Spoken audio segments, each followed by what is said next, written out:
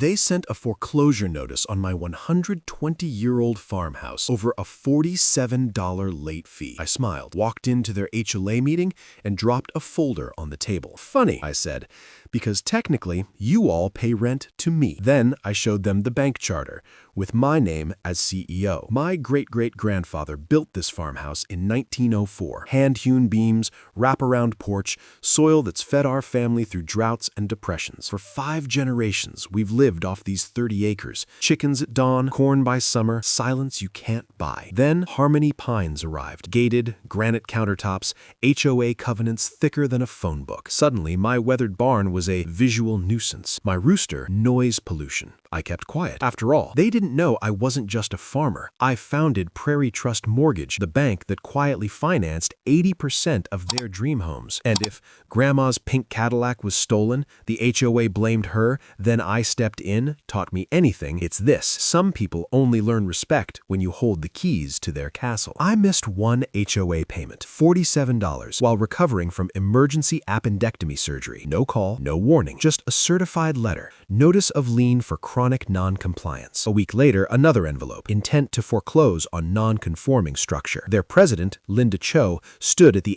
HOA podium declaring, "That eyesore will become our new meditation garden." Neighbors murmured. Some defended me, others called me stubborn for not conforming. I requested meeting minutes and financial records. They refused, so I logged into my other office, the one downtown with the Prairie Trust sign, pulled up loan files. Every Harmony Pines home funded by my bank, including Linda's $620,000 mortgage, with a clause banning hostile actions against affiliated properties. My farmhouse wasn't just land. It was collateral and leverage, and they had no idea. Then came the final insult. They nailed a notice of intent to acquire directly to my farmhouse gate, signed, stamped, dated by Linda Cho herself. Worse, they CC'd to the county assessor, the local paper, and even my 89-year-old aunt in assisted living. A draft headline leaked online: "Historic farmhouse to be replaced by Zen lawn." They weren't just trying to take my land. They were erasing my family's legacy for sport. That night, I sat at my desk under the barn light, printing account statements, every name, every loan number, all under Prairie Trust Mortgage. I lined them up like playing cards. This wasn't about $47 anymore. It was about who really owned this neighborhood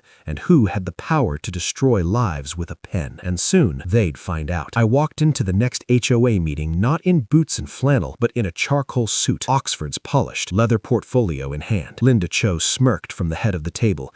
"Here to settle your debt?" she asked, voice dripping with condescension. I placed the folder on the table and opened it slowly. Inside, mortgage deeds for every home in Harmony Pines, neatly labeled, stamped, signed. "Actually," I said, voice steady, "I'm here to discuss your compliance." I tapped Linda's file. "Your loan includes Clause 14B, no hostile actions against Prairie Trust affiliates. And this farmhouse? It's owned by my family trust, which holds a controlling interest in the bank that funds you." Murmurs erupted. Mr. Jenkins stood up. "Wait, you're the bank?" I nodded. "And per federal banking law, I can freeze refinancing, demand immediate review, or," I paused, "call in defaults for material misrepresentation, like filing false liens." Linda's face went ghost white. Her house was 90% underwater. She couldn't sell, couldn't refinance, and now she was at my mercy. Within 24 hours, the lien vanished. A public apology appeared on the HOA portal, signed by every board member. Linda resigned quietly, her house suddenly for sale at a steep discount. The meditation garden plan was scrapped. Neighbors started stopping by, not to complain, but to apologize. Mrs. Ruiz brought tamales.